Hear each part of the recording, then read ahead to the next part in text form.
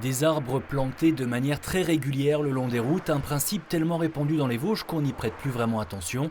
En 1914, on en comptait près de 3 millions comme ceux-ci, formant des allées qui ont, à l'époque, profondément marqué les soldats étrangers venus se battre pendant la Première Guerre mondiale. Et 100 ans plus tard, on en parle encore à travers le monde. Ces allées à la française ont été reprises dans de nombreux pays comme un hommage aux soldats disparus.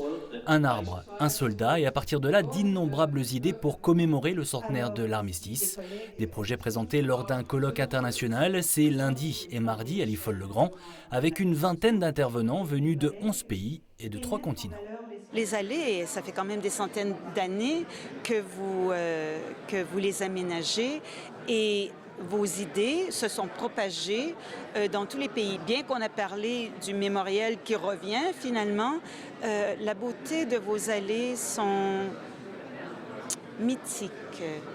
Et il faut absolument que vous les conserviez. C'est très important. Les allées lient les hommes de manière physique, de manière symbolique, de manière humaine.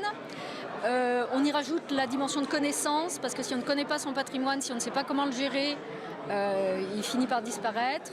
Et la notion aussi d'animation, animation artistique ou circuler dans une allée de manière festive, parce que ça permet de laisser un patrimoine vivant. Si ces allées à la française ont inspiré bon nombre d'historiens, d'enseignants, de gestionnaires de lieux de mémoire, les projets prennent évidemment 100 ans plus tard une dimension toute particulière, en Australie par exemple, où le principe se développe de plus en plus comme une manière d'honorer les 62 000 soldats morts au combat.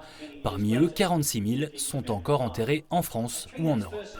During the war and after the war, some 400 avenues were planted as memorial trees.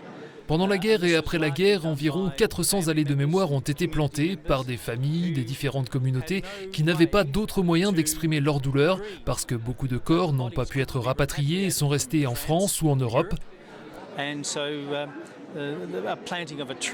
Planter un arbre était alors sentimental, une façon de faire son deuil et d'exprimer sa douleur.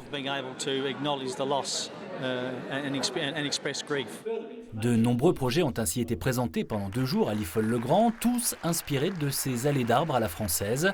Reste maintenant à les faire connaître du grand public dans leurs pays respectifs. Dans les Vosges, il en sera à nouveau question en 2019, du côté de Grand, au travers cette fois d'une exposition.